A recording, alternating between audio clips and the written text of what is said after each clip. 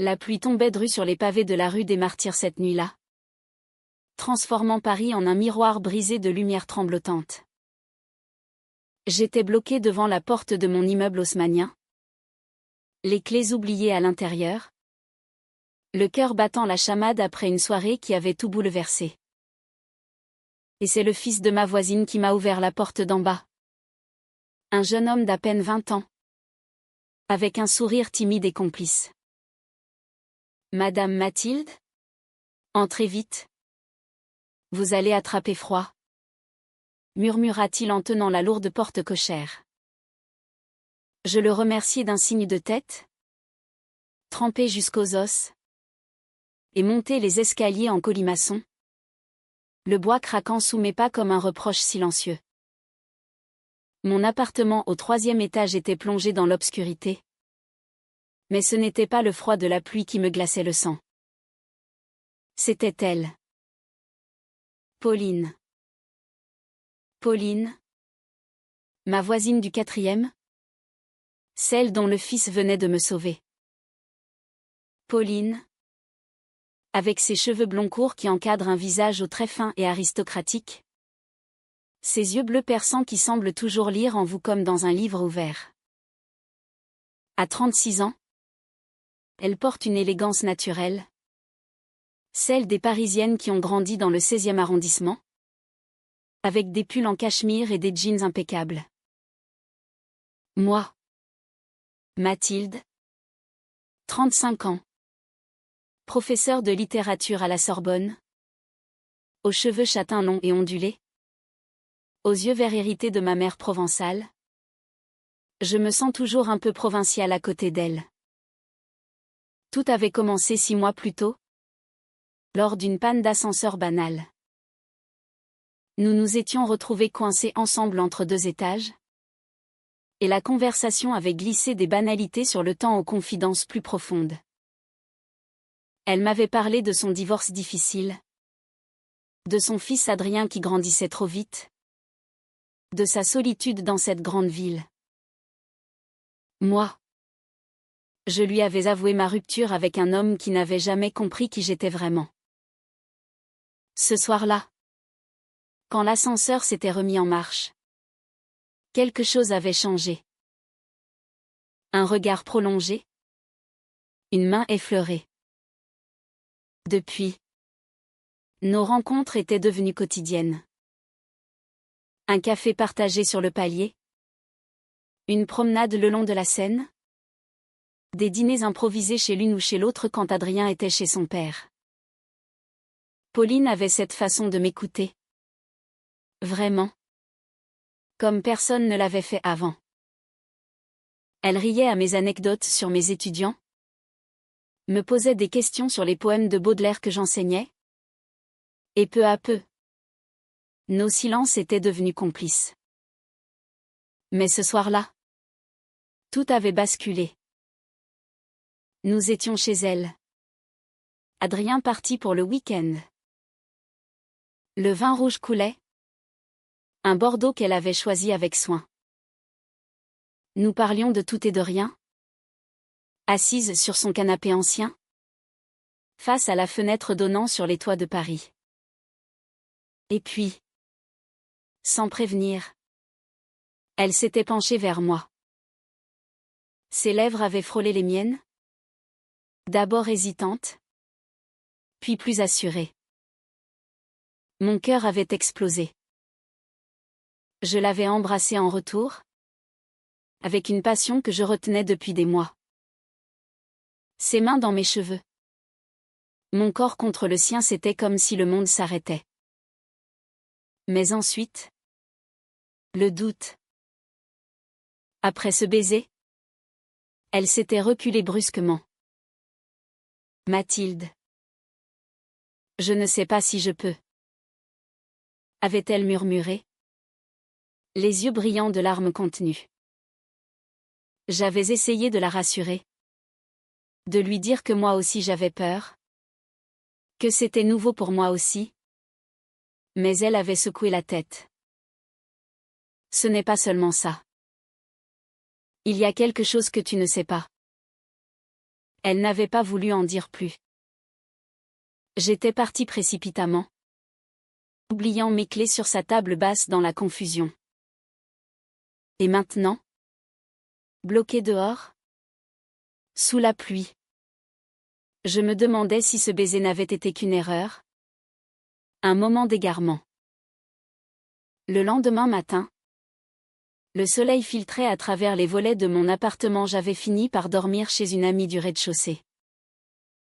Je descendis chercher mon courrier, le cœur serré. Pauline était là, dans le hall, avec Adrien.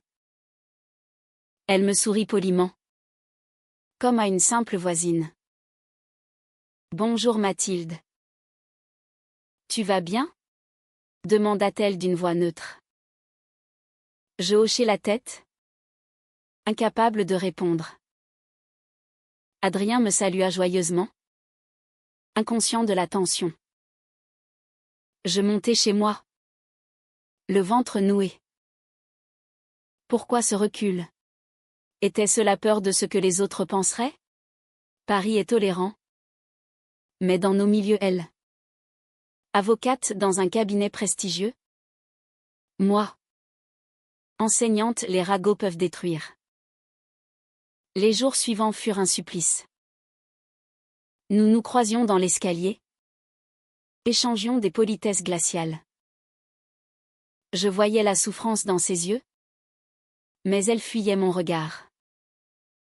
Un soir, n'y tenant plus, je frappai à sa porte. Adrien ouvrit. Maman est sortie, dit-il.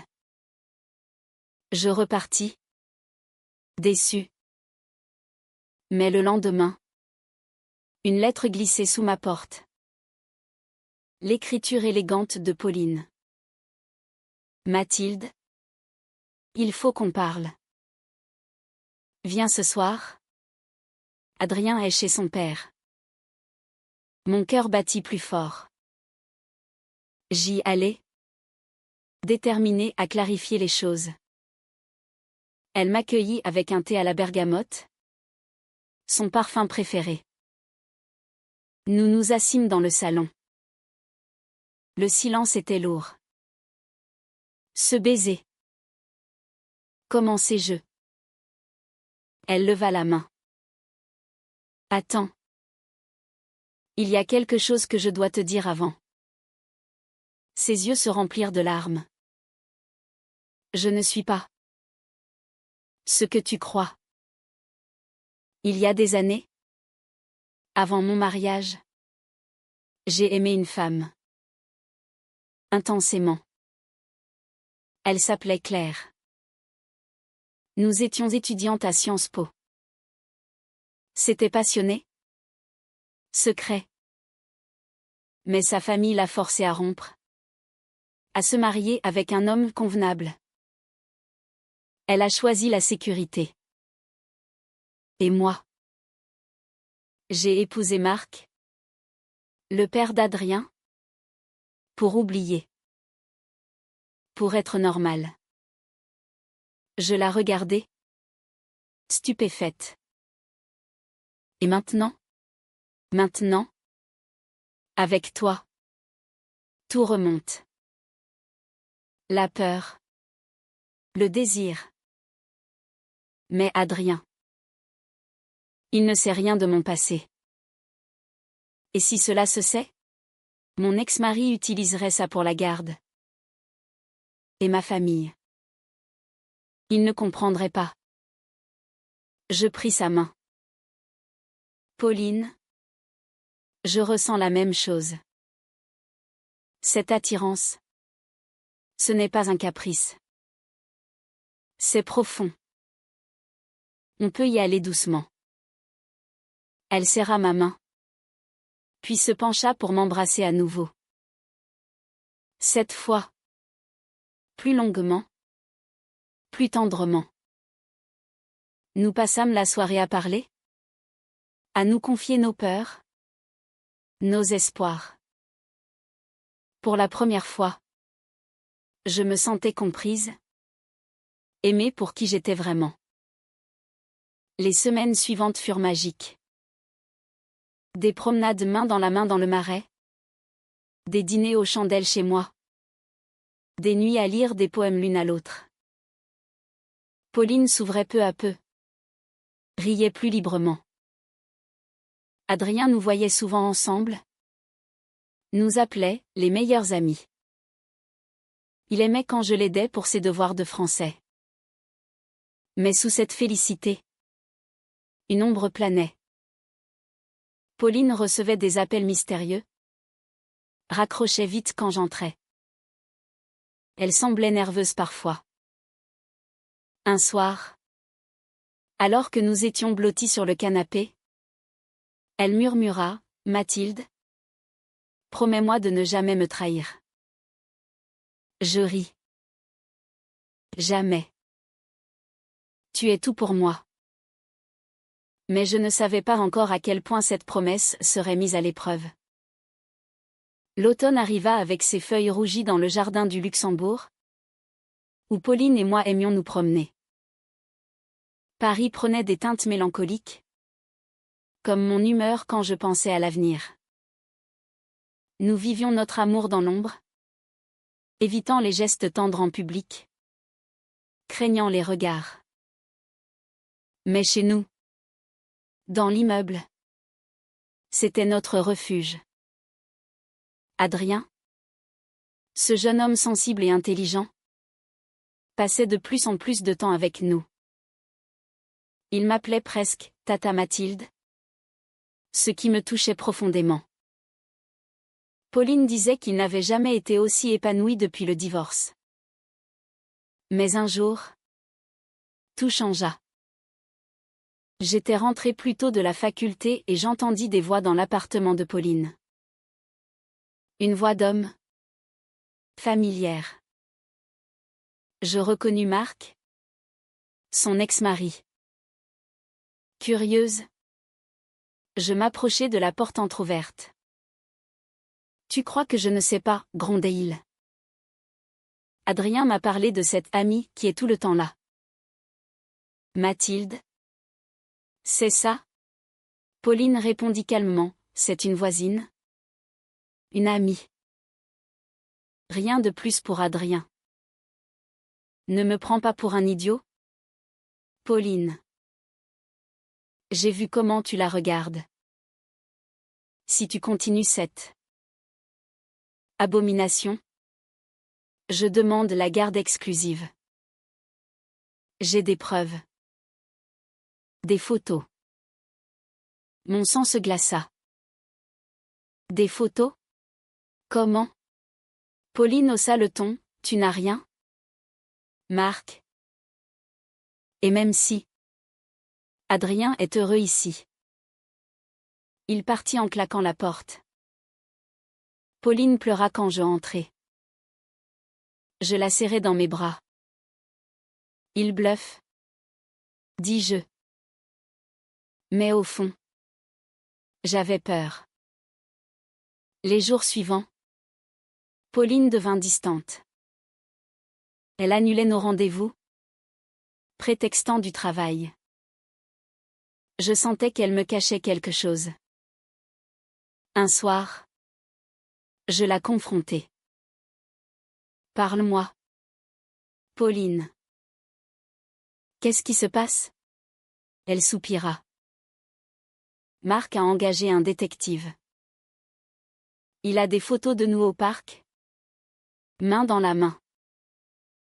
Il menace de les envoyer à mon cabinet. À ma famille. Je blêmissais. Et Adrien? Il dit qu'il lui dira tout si je ne romps pas. Nous nous enlaquâmes. Désespérés. On peut lutter. Murmurai-je. Consulter un avocat.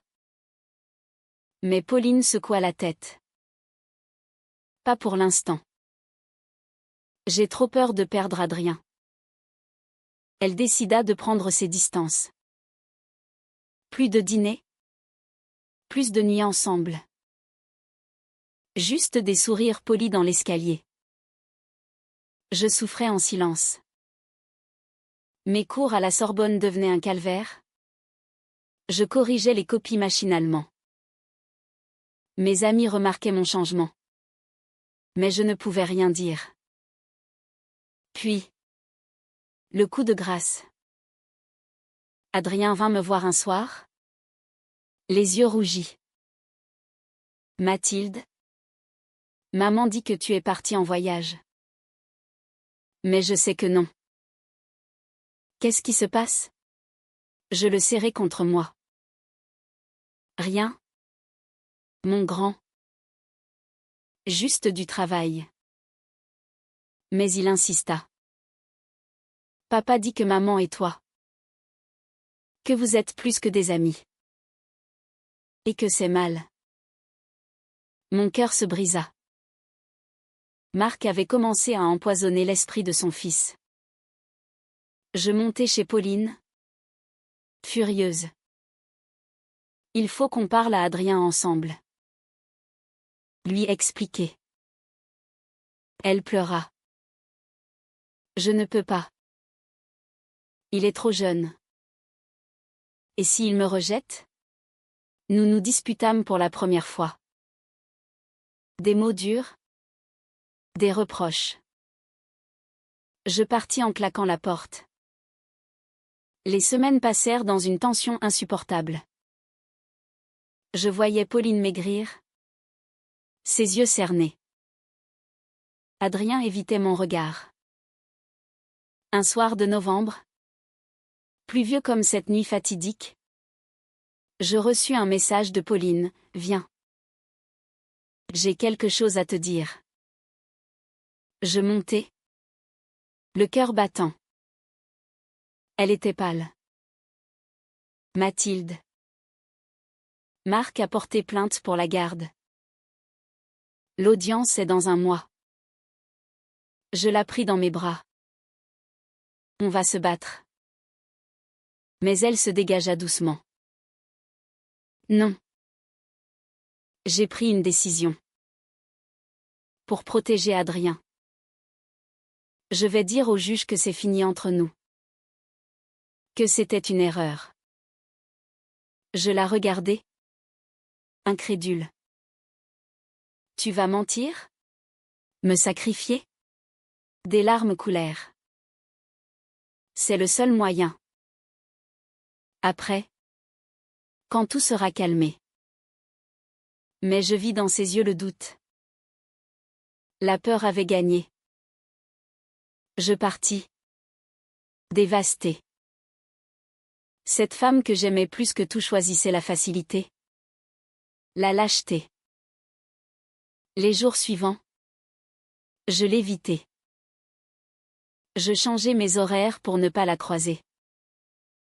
Paris me semblait hostile. Grise. Adrien vint me voir une dernière fois. Mathilde. Maman pleure tout le temps. Elle dit que c'est sa faute. Je le serrai. Dis-lui que je l'aime encore. Mais qu'elle a fait son choix. Noël approcha. L'immeuble décoré. Mais mon cœur en miettes. Puis. Une lettre de Pauline. Je ne peux pas vivre sans toi. Pardonne-moi. Rencontrons-nous au café de Flore. Demain soir. J'y allais. Partagé entre colère et amour. Elle était là. Élégante dans son manteau noir. Les yeux rougis. Mathilde. J'ai réfléchi. Je vais tout dire à Adrien.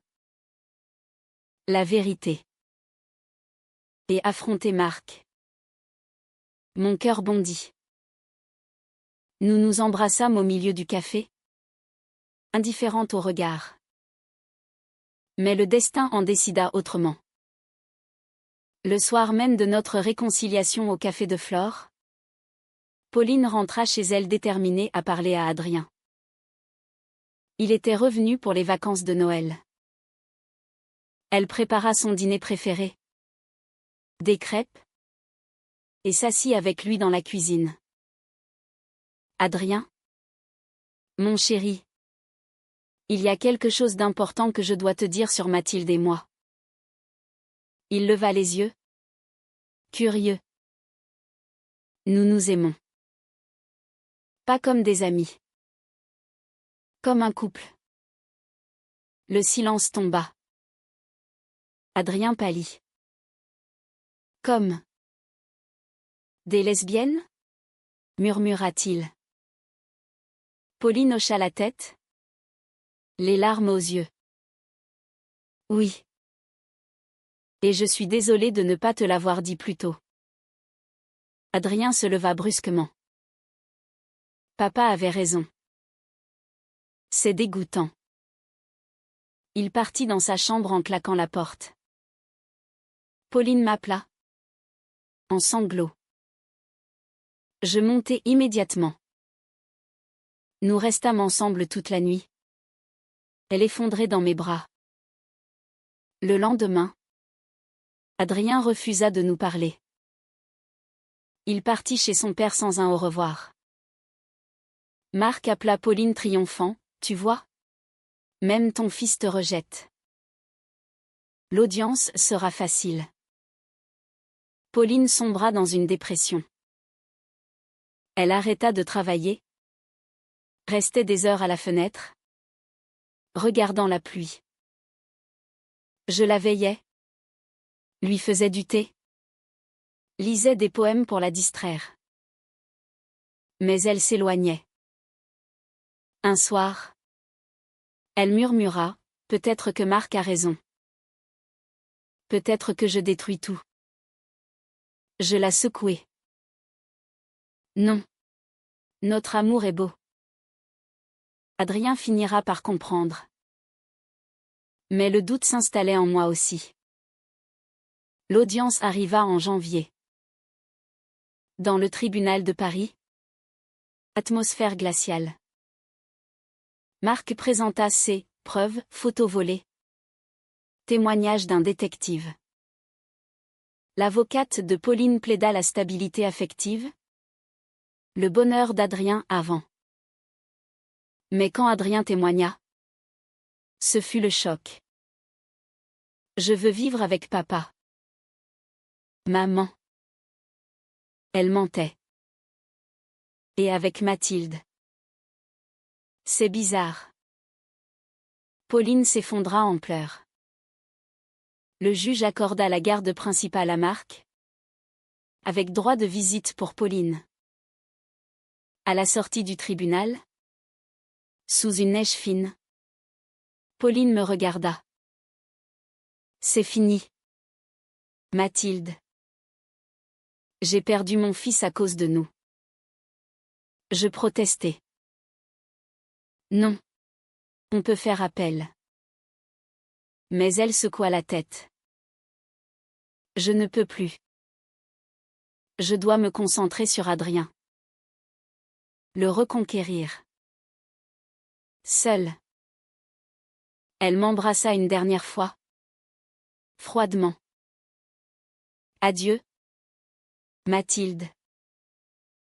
Je rentrai chez moi. Anéanti. Paris me semblait vide. Les mois passèrent. Je ne voyais plus Pauline. Elle avait déménagé dans un petit appartement près du cabinet. Pour être plus près de son travail et des visites avec Adrien. Adrien? Lui. M'envoyait parfois des messages. Mathilde? Maman est triste. Elle ne rit plus. Je répondais doucement. Mais le cœur brisé. Un jour de printemps. Alors que les cerisiers fleurissaient au champ de Mars. Je reçus une lettre anonyme. Des photos. De Pauline. Avec une autre femme. Une collègue du cabinet. Mon monde s'écroula. Trahison. Je confrontai Pauline par téléphone. C'est vrai? Silence. Puis, oui. Après toi. J'ai essayé d'oublier. Avec Sophie. La rage monta. Tu m'as sacrifié pour Adrien? Et maintenant tu. Elle pleura. Je suis perdue? Mathilde. Je ne sais plus qui je suis. Je raccrochai. Folle de douleur. Mais au fond. Je comprenais. La peur. La pression sociale. Familiale. Je décidai de partir. Un poste à l'université d'Aix-en-Provence. Loin de Paris. Loin des souvenirs. Avant de partir, je passais voir Adrien. Que Marc autorisait à me voir. Dis à ta maman. Que je lui pardonne. Et que je l'aimerai toujours. Il hocha la tête. Les yeux humides. L'été en Provence était lumineux. Mais mon cœur restait dans l'ombre parisienne. J'enseignais la littérature du 19e. Balzac. Flaubert. Ces amours impossibles qui finissent mal. Je recevais des nouvelles indirectes d'Adrien via les réseaux. Pauline avait rompu avec Sophie. Elle se consacrait à son fils. Essayait de reconstruire. Un jour. Un message d'Adrien, maman veut te voir. Elle est malade. Panique. Je pris le TGV pour Paris. À l'hôpital Saint-Louis. Pauline était allongée. Pâle. Un cancer détecté tardivement. Stress, disait le médecin. Elle me sourit faiblement quand j'entrai. Mathilde. Pardonne-moi. Je pris sa main. Chut. Je suis là. Adrien était là aussi. Tenant l'autre main. Les semaines suivantes. Je restais à Paris. J'annulais mes cours. Veillais Pauline. Nous parlions des heures. Des regrets. Des peurs. J'ai été lâche. Murmurait elle. J'ai eu peur de tout perdre. Et j'ai tout perdu quand même. Sauf toi. Peut-être. Adrien, voyant notre amour, changea. Il comprit enfin. Je suis désolé, me dit-il un jour. J'étais influencé par papa. Mais maintenant, je vois que vous vous aimez vraiment. Pauline s'affaiblissait. La chimio était dure. Un soir, sous la fenêtre donnant sur les lumières de Paris, elle me dit, si je m'en sors. Je veux vivre avec toi. Vraiment. Sans peur. Je pleurais. Oui. Mais le destin est cruel. Un matin d'automne, Pauline partit. Paisiblement. Ma main dans la sienne. Adrien et moi organisâmes les obsèques. Intime. Au Père-Lachaise. Marc vint. Regretteux. Je n'aurais pas dû. Trop tard. Après la mort de Pauline, je restai à Paris. J'hébergea Adrien, qui refusa de retourner chez son père. Marc, rongé par les remords, accepta. Nous vécûmes dans l'appartement de Pauline. Je devins sa tutrice légale. Adrien grandit. Devint un jeune homme tolérant. Ouvert. Il parla souvent de sa mère avec fierté. Elle t'aimait vraiment? Mathilde. Je fondais une association pour les parents LGBT. Pour éviter que d'autres vivent ce que Pauline avait vécu. Les années passèrent. Paris changea. Mais les pavés de la rue des Martyrs restèrent. Un soir de pluie. Comme cette nuit où tout avait commencé. Je me retrouvais bloqué dehors. Adrien, maintenant adulte, m'ouvrit avec un sourire. Entre. Mathilde. Tu vas attraper froid. Je ris à travers les larmes. Pauline nous avait laissé un héritage, l'amour véritable vaut tous les combats. Et dans mon cœur, elle vivait toujours.